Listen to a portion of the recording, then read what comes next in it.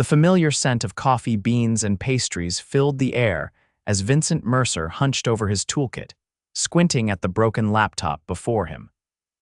5 years of scraping by as a freelance IT specialist had trained his eyes to spot issues others might miss. But today, his focus kept drifting to the 6-year-old boy quietly drawing at their small cafe table. "Dad, look." "I drew a robot dinosaur," Logan said, holding up his sketchbook with a gap-toothed grin. Vincent smiled at his son, his chest swelling with the familiar mixture of love and worry. "That's awesome, buddy. Is he friendly or scary?" "Friendly, but only to good guys," Logan explained seriously, returning to his artwork with intense concentration. Vincent's phone buzzed with a reminder about Logan's upcoming school tuition payment. His stomach tightened. Between rent, groceries, and Logan's asthma medication, the math never seemed to work out in their favor these days. He'd been taking any tech repair job he could find, working late into the night after Logan was asleep, but it still wasn't enough. The bell above the cafe door chimed, and Vincent glanced up out of habit. A woman walked in, her presence immediately commanding attention despite her casual attire, jeans, and a simple blouse that probably cost more than his entire wardrobe. There was something about her confident stride and the way the baristas straightened when they saw her. She ordered something Vincent couldn't hear, then settled at a nearby table, opening a sleek laptop. Within minutes, her composed expression gave way to frustration. She tapped keys frantically, then pressed her hands to her temples. "Dad," Logan whispered, tugging at Vincent's sleeve. "That lady looks sad." Vincent hesitated. He'd promised himself to focus on paying clients, not pro bono work. But Logan was watching him expectantly, with that earnest expression that always reminded Vincent of his late wife. "All right," he sighed, ruffling Logan's hair. "Stay right here where I can see you, okay?" Approaching the woman's table, Vincent noticed her striking features: intelligent amber eyes, high cheekbones, and dark hair pulled back in a practical ponytail. She looked up, surprise evident on her face. "Excuse me," Vincent began, his voice professional despite the slight nervousness he felt. "I couldn't help noticing you're having computer troubles. I'm an IT specialist, maybe I could help." The woman's initial wariness softened as she took in Vincent's honest expression. "That's very kind, but I doubt anyone can save this disaster. I have an investor presentation in 2 hours, and everything I need is trapped inside this overheated paperweight." "I might surprise you," Vincent said with a smile. "I've resurrected worse cases. I'm Vincent Mercer, by the way." "Audrey Blackwell," she replied, extending her hand. Her handshake was firm and confident. "You're sure you don't mind trying?" "Not at all. I'm already here working on another repair," Vincent explained, gesturing toward Logan, who waved enthusiastically. "That's my son, Logan." Something in Audrey's expression changed when she looked at Logan.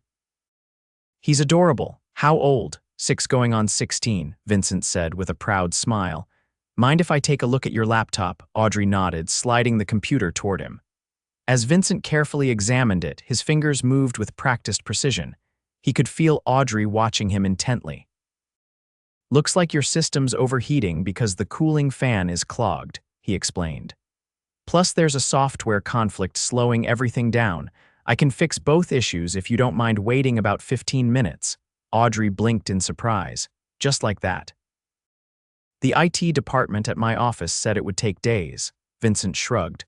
"Big companies have procedures. Independent guys like me just solve problems." He hesitated, then added, "I'll need some tools from my bag. Would you mind if Logan sits with you for a minute? He's very well behaved." "Of course," Audrey said, though she looked slightly unsure.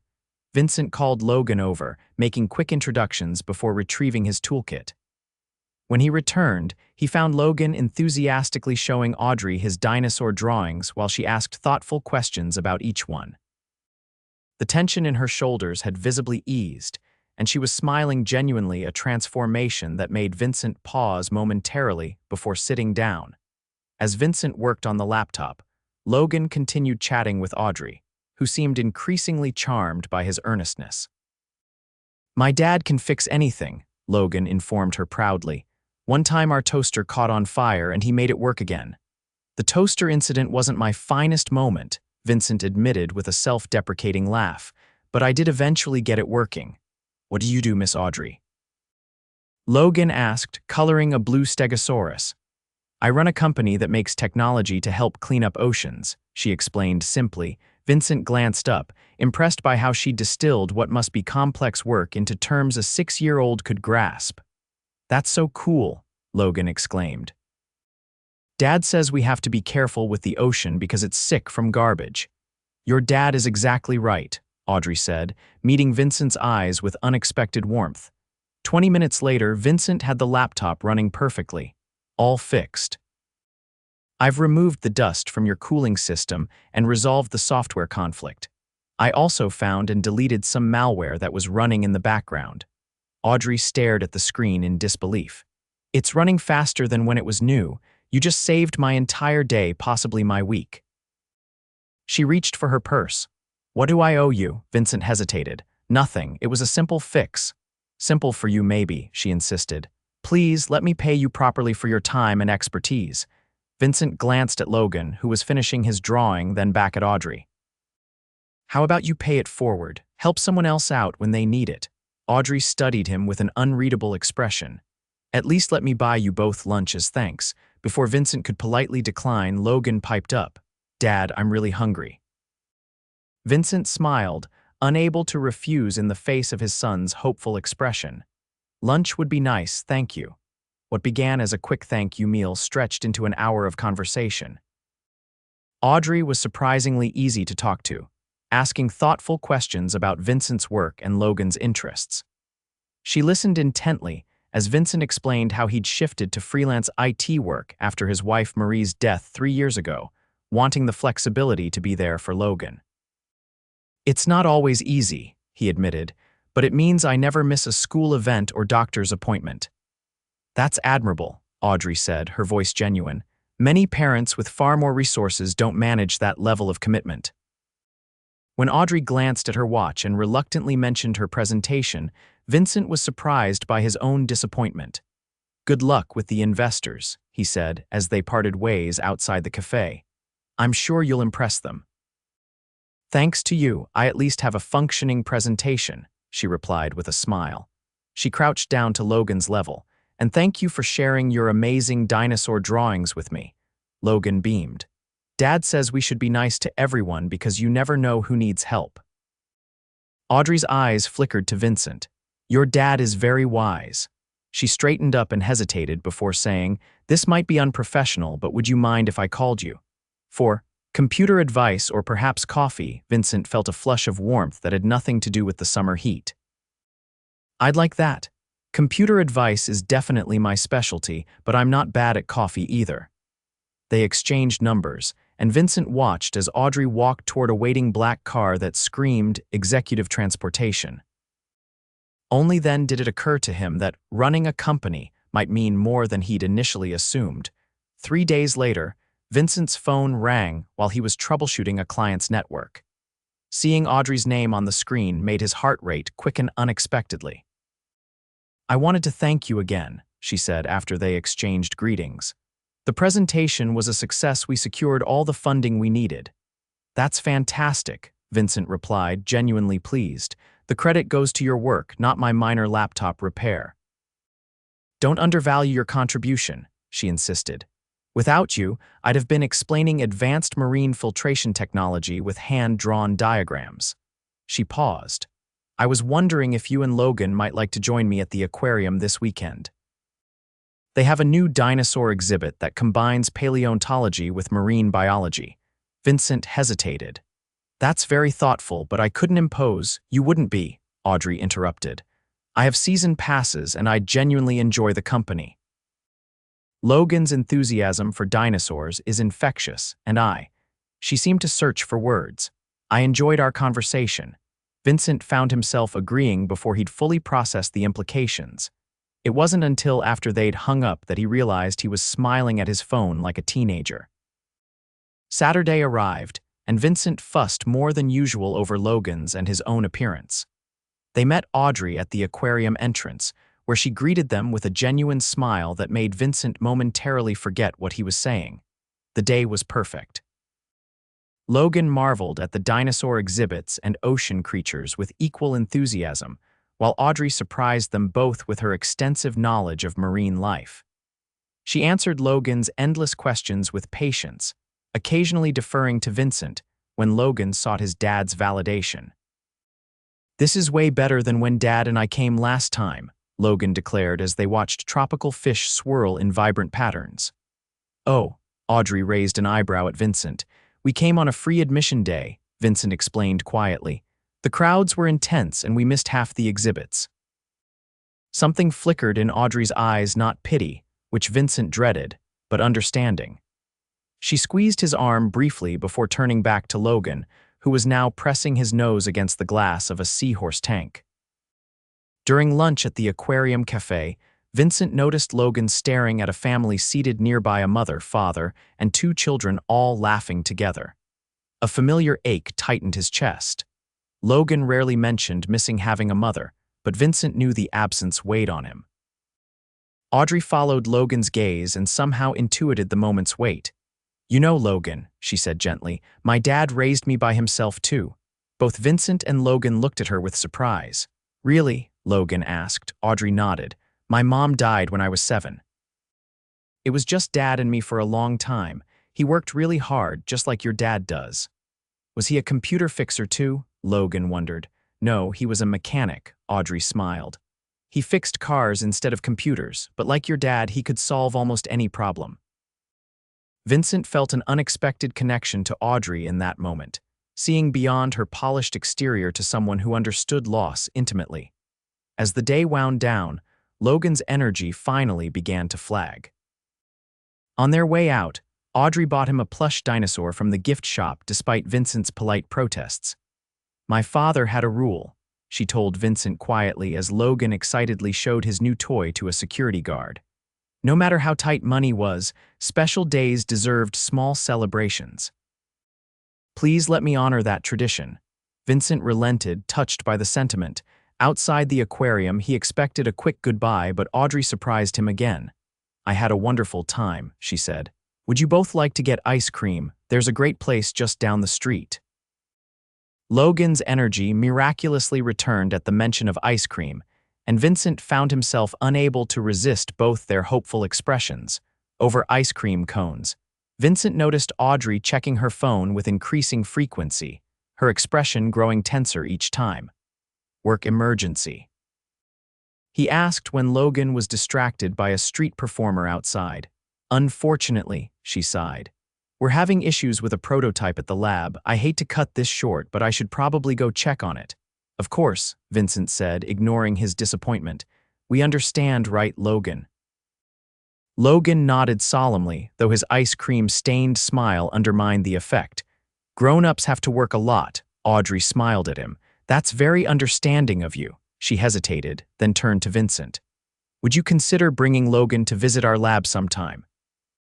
We have some pretty cool technology he might enjoy seeing." Vincent blinked in surprise. "Are you sure? I wouldn't want to disrupt your work." "I'm the CEO," she said with a small smile. "I get to decide what constitutes a disruption. Besides, we encourage educational visits." They made plans for the following weekend, and Vincent found himself counting the days with an anticipation he hadn't felt in years. By Friday, however, his excitement was tempered by reality when Logan's school called. His son had had an asthma attack during recess and needed to be picked up immediately. At the school nurse's office, Logan sat with his inhaler, looking pale but stable. "I'm okay, Dad," he insisted, though his breathing was still slightly labored.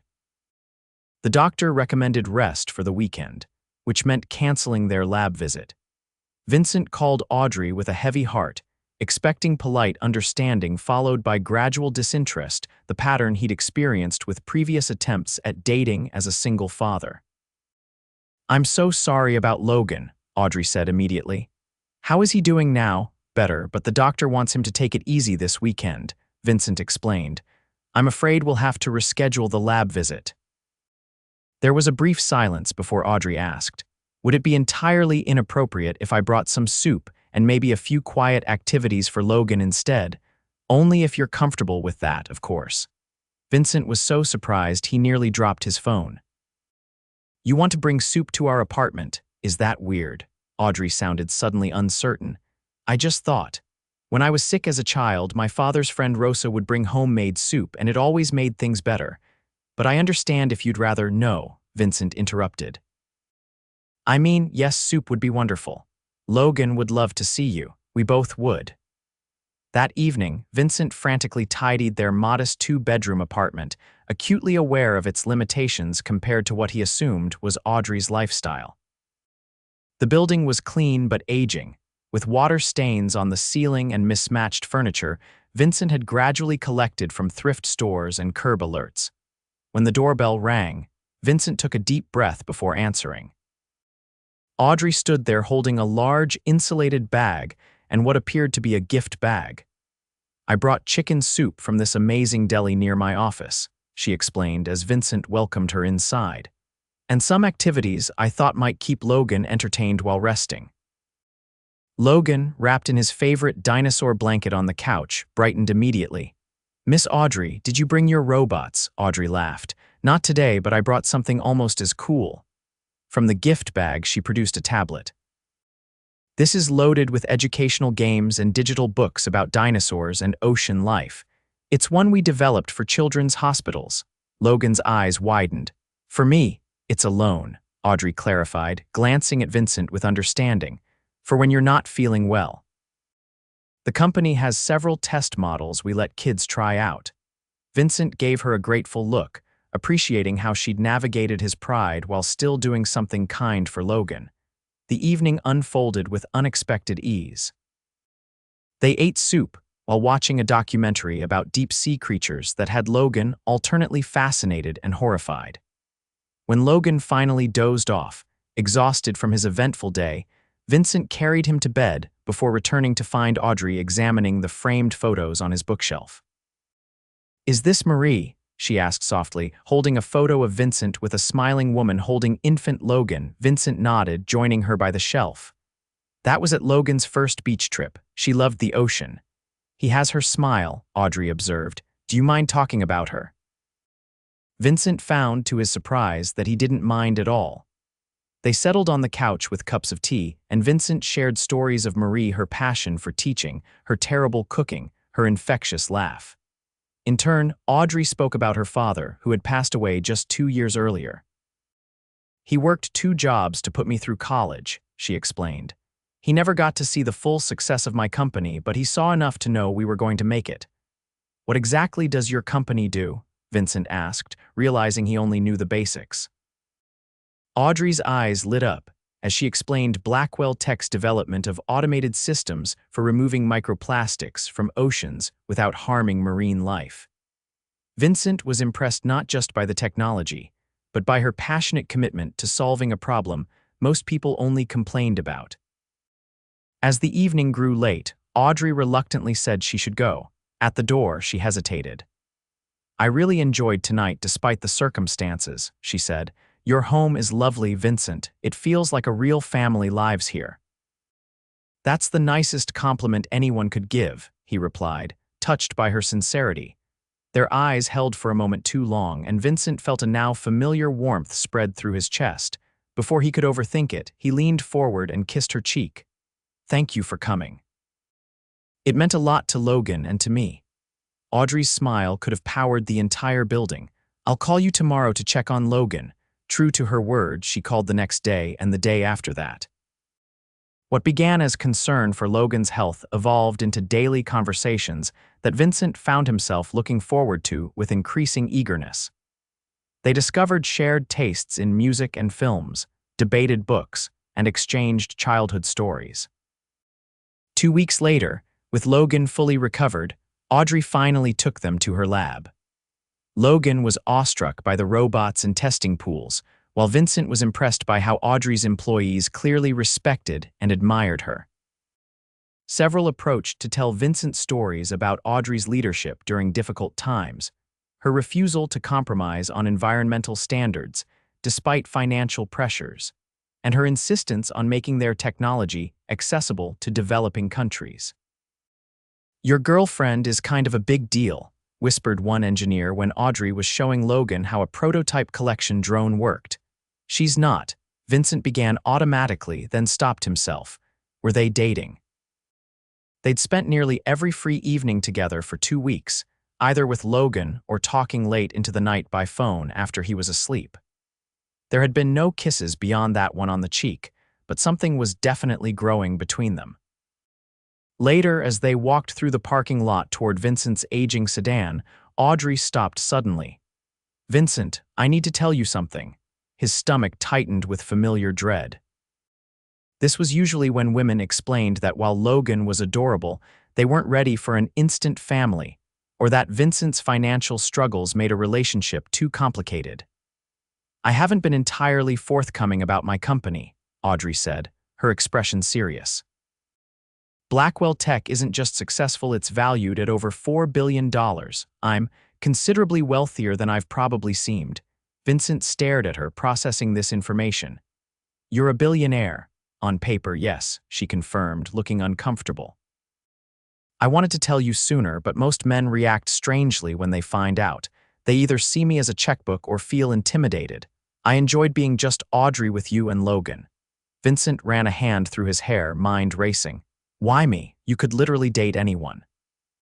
"Because you offered to help me without knowing or caring who I was," she said simply. "Because you care more about keeping promises to your son than making money. Because when I talk, you actually listen instead of waiting for your turn to speak." Her voice softened. "And because when you look at me, I don't think you see a billionaire or a CEO, I think you just see me." Vincent was silent for a long moment. "This doesn't change how I feel about you," he finally said, "but it does complicate things." "Why?" Audrey challenged. "Because I can barely afford Logan's school tuition," Vincent admitted. "Because I fix people's computers for a living while you run a global company. Because I don't want you to ever think I'm interested in your money." "I know you're not," Audrey said with absolute certainty. "That first day you refused payment for fixing my laptop. You've politely declined or found ways to reciprocate every gift I've tried to give Logan. If anything, your pride might be our biggest obstacle." She stepped closer. "I like you, Vincent, a lot. Money doesn't define either of us." Vincent looked into her eyes and saw the same woman who had patiently answered Logan's endless questions, who had brought soup when he was sick, who understood the complicated grief of losing a spouse. His hesitation melted away. "I like you too," he said, taking her hand. "A lot." Their first real kiss happened in that corporate parking lot, with Logan watching wide-eyed from the car window. When they broke apart, both slightly breathless, Vincent laughed. "We have an audience," he murmured, nodding toward the car. Audrey glanced over and smiled. "Is he okay with this with us?" "Let's ask him," Vincent suggested. When they approached the car, Logan rolled down his window with the most serious expression a 6-year-old could muster. "Dad, did you just kiss Miss Audrey?" "Yes," Vincent answered honestly. "How do you feel about that?" Logan considered the question with furrowed brows. "Does this mean Miss Audrey is your girlfriend now?" Vincent looked at Audrey, who nodded with a smile. "Yes, I think it does." "Cool," Logan declared. "Can we get pizza to celebrate?" Both adults laughed with relief. "Pizza sounds perfect," Audrey agreed. Over the following months, they settled into a relationship that felt both exciting and comfortable. Audrey joined them for movie nights and school events. Vincent helped her troubleshoot technology issues at her home and cooked dinner for her after long workdays. Logan flourished with the additional attention and affection. There were adjustments, of course. Vincent had to overcome his discomfort when Audrey insisted on paying for expensive experiences she wanted to share with them. Audrey had to learn that Vincent needed to contribute in his own ways to feel equal in their relationship. They both had to navigate the complexities of building a relationship while prioritizing Logan's well-being. 6 months after their meeting in the café, Vincent was fixing Audrey's home router while she prepared dinner in the kitchen. Logan was sprawled on her living room floor, working on homework with occasional help from both adults. "Dad," Logan said suddenly, "if you marry Miss Audrey someday, would she be my mom?" Vincent nearly dropped his screwdriver while Audrey froze in the kitchen doorway, a wooden spoon in hand. "That's a complicated question, buddy," Vincent managed to say. What made you think about that? Tommy at school has a stepmom and he calls her mom now, Logan explained matter-of-factly. I was just wondering. Audrey recovered first, setting down her spoon and joining Logan on the floor. If that ever happened, Logan, I would be your stepmom. But I would never try to replace your real mom. She'll always be your mom, even though she's not here anymore. But I could love you too, right? Logan asked earnestly. Of course, Audrey assured him, blinking back sudden tears. Love isn't limited. You can always make room for more. Vincent watched this exchange with a lump in his throat, realizing with perfect clarity that he was already in love with this extraordinary woman. Later that night, after Logan was asleep in the guest room that had gradually accumulated his toys and clothes, Vincent and Audrey sat on her balcony overlooking the city lights. I love you, Vincent said simply. I should have said it sooner, but I wanted to be absolutely sure it had nothing to do with your success or status. It doesn't. I would love you if we'd met when you were struggling just like me. Audrey took his hand. I know that. And I love you too, your integrity, your devotion to Logan, your terrible jokes, all of it. She hesitated. I've been thinking about Logan's question today. Vincent's heart rate quickened. Oh.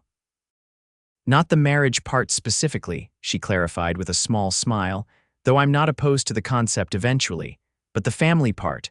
I want you to know I'm all in, Vincent, with both of you, whatever that looks like going forward. Vincent pulled her close. I'm all in too. 1 year to the day after they met, Vincent brought Logan back to the same café. They sat at their usual table, Logan now working on more advanced dinosaur drawings while Vincent nervously checked his watch. Is Miss Audrey late? Logan asked, not looking up from his artwork. No, buddy. She should be here any minute, Vincent assured him, patting his pocket for the 5th time to ensure the small box was still there. When Audrey walked in, her face brightened at the sight of them. She kissed Vincent, ruffled Logan's hair, and sat down with a contented sigh. Rough day. Vincent asked. Better now, she smiled.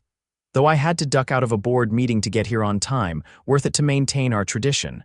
Vincent took a deep breath. Actually, I'm hoping to start a new tradition today. He slid from his chair onto one knee, producing the ring box from his pocket. Audrey's eyes widened as nearby cafe patrons began to notice and whisper excitedly. Audrey Blackwell, this past year has been the most amazing of my life. You've brought joy, laughter, and love to both Logan and me when we needed it most.